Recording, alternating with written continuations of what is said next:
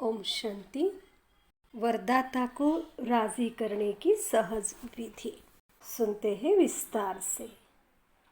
आज वरदाता बाप अपने वरदानी बच्चों को देख हर्षित हो रहे हैं। वरदाता के बच्चे वरदानी सब बच्चे हैं, लेकिन नंबरवार है।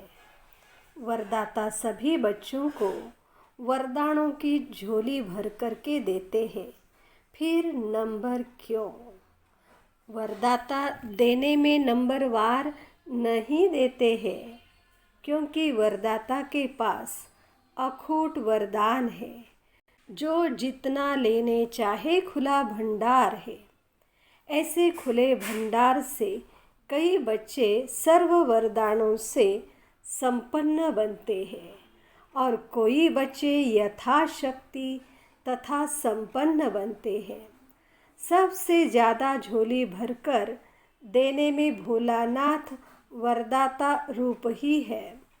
पहले भी सुनाया है, दाता, भाग्य विधाता और वरदाता तीनों में से वरदाता रूप से भोले भगवान कहा जाता है, क्योंकि वरदाता बहुत जल्दी राज़ी हो जाते हैं। सिर्फ राज़ी करने की विधि जान जाते हो तो सिद्धि अर्थात वरदानों की झोली से संपन्न रहना बहुत सहज है। सबसे सहज विधि वरदाता को राज़ी करने की जानते हो। उनको सबसे प्रिय कौन लगता है?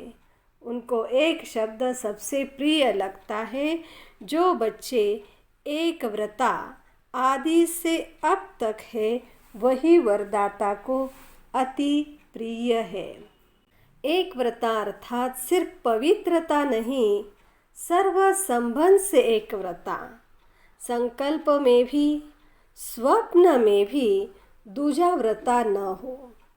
एक व्रता अर्थात सदा वृत्ति में एक हो।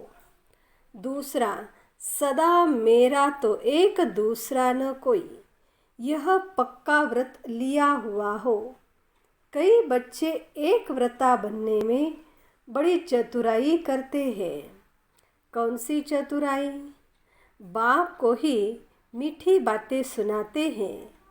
बाप, शिक्षक, सद्गुरु का मुख्य संबंध तो आपके साथ है, लेकिन साकार शरीरधारी होने के कारण, साकारी दुनिया में चलने के कारण कोई साकारी सखा व सखी सहयोग के लिए, सेवा के लिए, राय सलाह के लिए साकार में जरूर चाहिए, क्योंकि बाप तो निराकार और आकार है।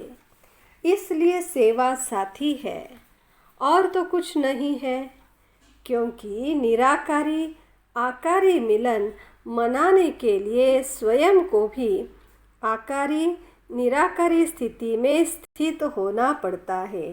वह कभी कभी मुश्किल लगता है, इसलिए समय के लिए साकार साथी चाहिए। जब दिमाग में बहुत बातें भर जाएगी तो क्या करेंगे? सुनने वाला तो चाहिए ना।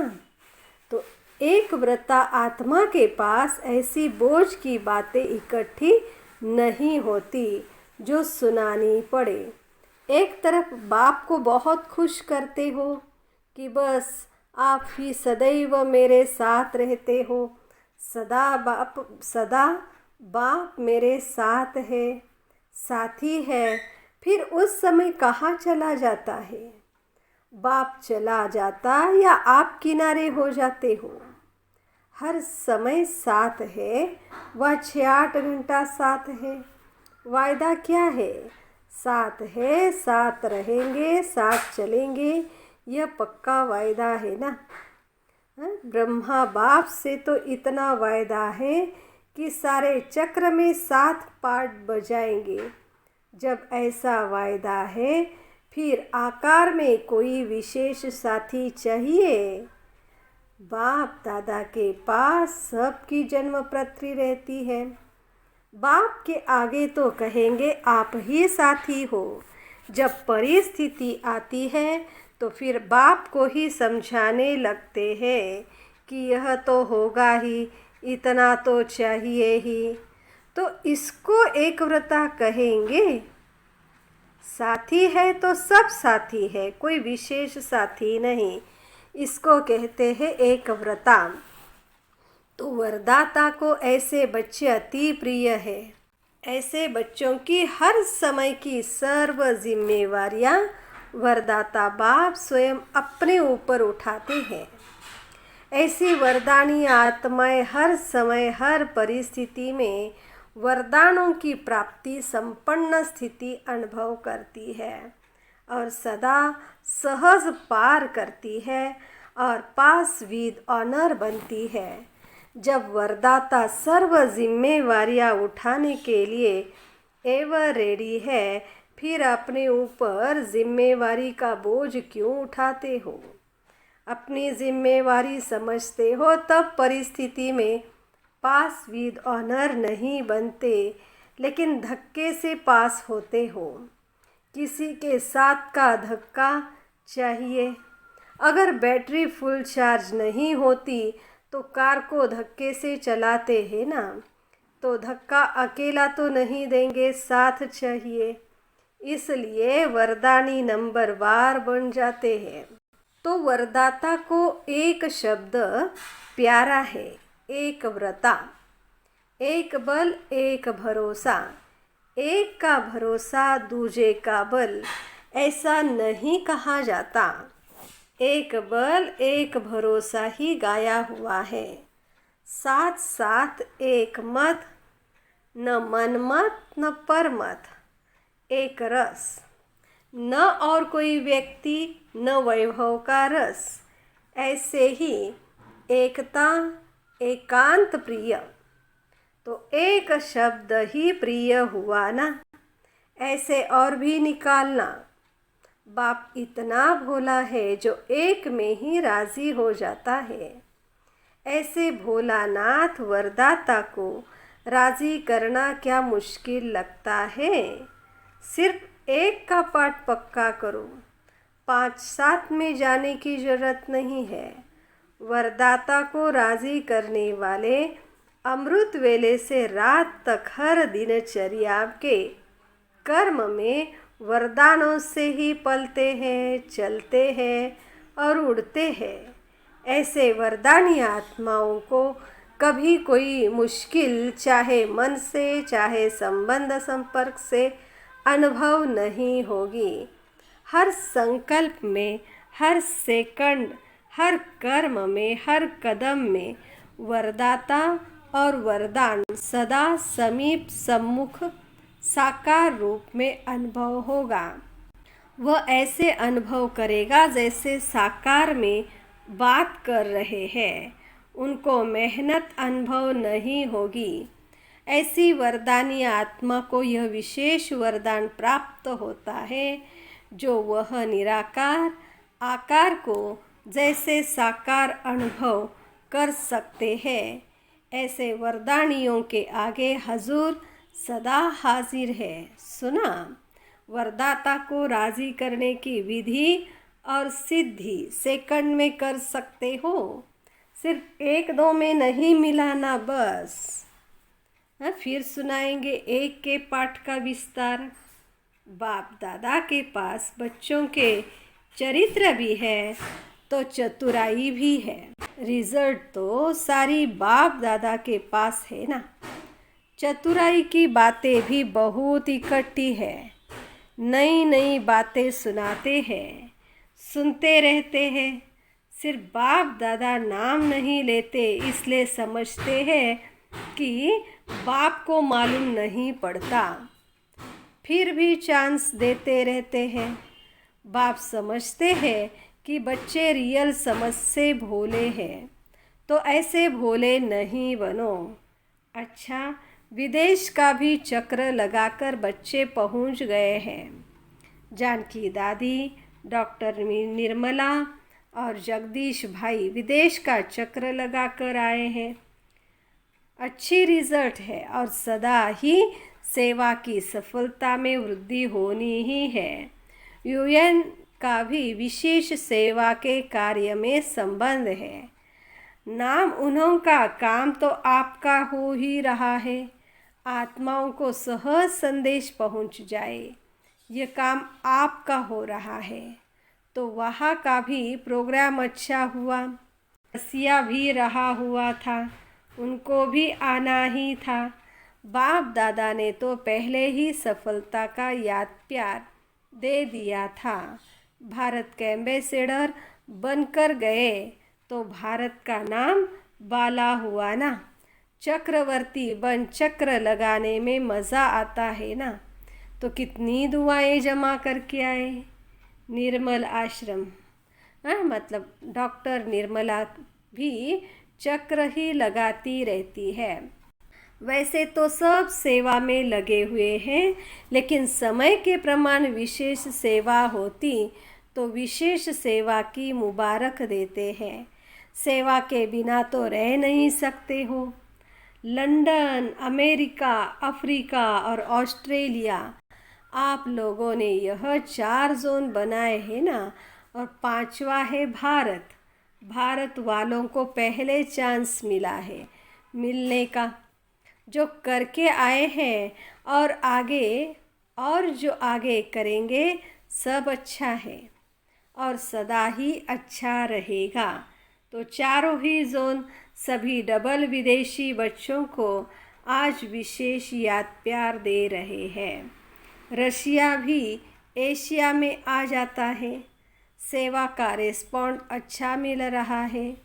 हिम्मत भी अच्छी है तो मदद भी मिल रही है और मिलती रहेगी। भारत में भी अभी विशाल प्रोग्राम करने का प्लान बना रहे हैं।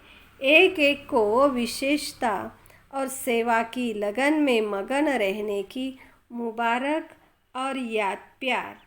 अच्छा, सर्व बच्चों को सदा सहज चलने की सिद्धि को प्राप्त करने की सहज युक्ति जो सुनाई, इस विधि को सदा प्रयोग में लाने वाले प्रयोगी और सहज योगी सदा वरदाता के वरदानों से संपन्न वरदानी बच्चों को सदा एक का पाठ हर कदम में साकार स्वरूप में लाने वाले सदा निराकार आकार बाप को साथ की अनुभूति से सदा साकार स्वरूप में हाजिर अनुभव करने वाले ऐसे सदा वरदानी बच्चों को बाप दादा का दाता, भाग्य विधाता और वरदाता का याद प्यार और नमस्ते।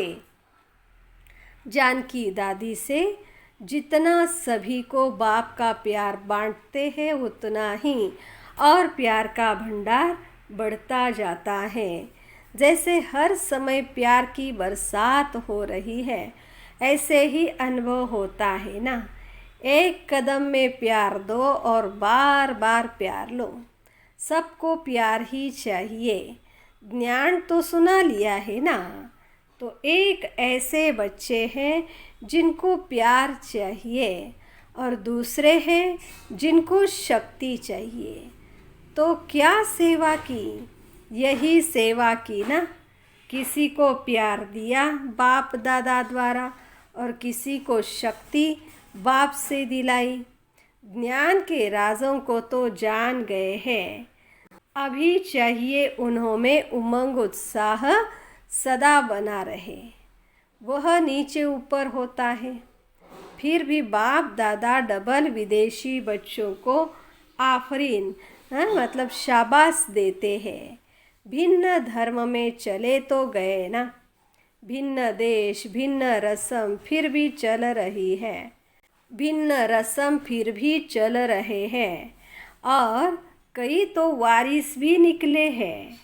अच्छा, महाराष्ट्र पूना ग्रुप सभी महान आत्माएं बन गए ना। पहले सिर्फ अपने को महाराष्ट्र निवासी कहलाते थे, अभी स्वयं महान बन गए। बाप ने आकर हर एक बच्चे को महान बना दिया। विश्व में आपसे महान और कोई है? सबसे नीचे भारतवासी गिरे और उसमें भी जो 84 जन्म लेने वाली ब्राह्मण आत्माएं हैं वह नीचे गिरी।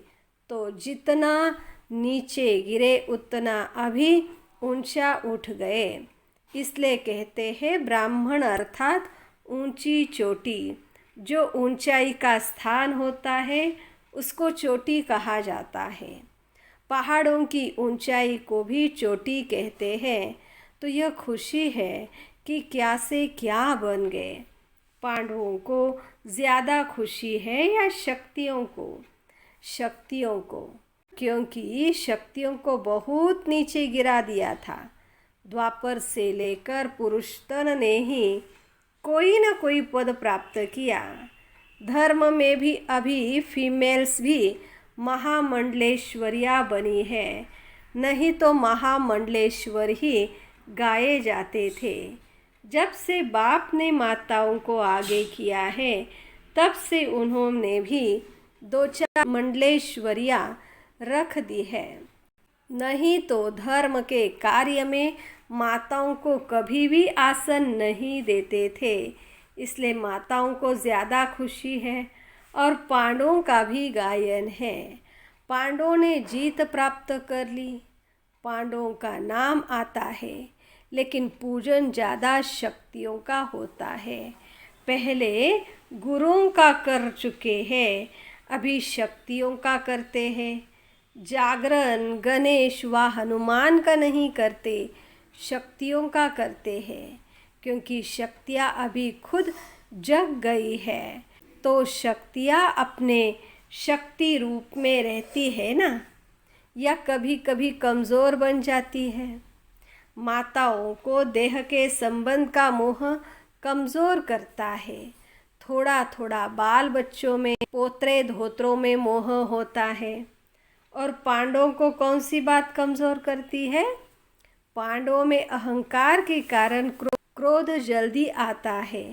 लेकिन अब तो जीत हो गई ना, अब तो शांत स्वरूप पांडव हो गए और माताएं निर्मोही हो गई। दुनिया चाहे, दुनिया कहे माताओं में मोह होता है, और आप चैलेंज करो कि हम माताएं निर्मोही हैं। ऐसे ही पांडव भी शांत स्वरूप। कोई भी आए तो यह कमाल के गीत गाए कि यह सब इतने शांत स्वरूप बन गए हैं, जो क्रोध का अंश मात्र भी दिखाई नहीं देता, नैन चैन तक भी नहीं आवे। कई ऐसे कहते हैं क्रोध तो नहीं है, थोड़ा सा जोश आता है। तो वह क्या हुआ? वह भी क्रोध का ही अंश हुआ ना। तो पांडव विजयी है, अर्थात बिल्कुल संकल्प में भी शांत, बोल और कर्म में भी शांत स्वरूप। माताएं सारे विश्व के आगे अपना निर्मोही रूप दिखावे। लोग तो समझते हैं कि यह असंभव है, और आप कहते हो संभव भी है और बहुत सहज भी है। लक्ष्य रखो तो लक्षण जरूर आएंगे। जैसी स्मृति वैसी स्थिति हो जाएगी। धरनी में माता पिता के प्यार का पानी पड़ा हुआ है, इसलिए फल सहज निकल रहा है। अच्छा है, बाप दादा सेवा और स्व उन्नति दोनों को देख करके खुश होते हैं। सिर्फ सेवा को देख करके नहीं। तो जितनी सेवा में वृद्धि होती उतनी स्व उन्नति में भी, दोनों साथ साथ हो। कोई इच्छा नहीं है। जब आपे ही सब मिलता है तो इच्छा क्या रखे?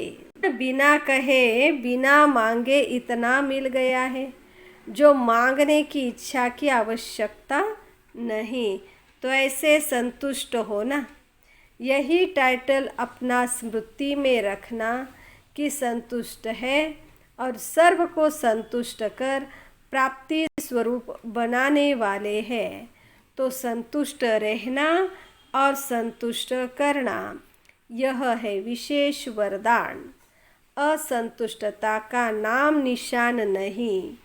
अच्छा, गुजरात ग्रुप ब्राह्मण जीवन में लास्ट जन्म होने के कारण शरीर से चाहे कितने भी कमज़ोर है या बीमार हैं, चल सकते व नहीं भी चल सकते हैं, लेकिन मन की उड़ान के लिए पंख दे दिए हैं।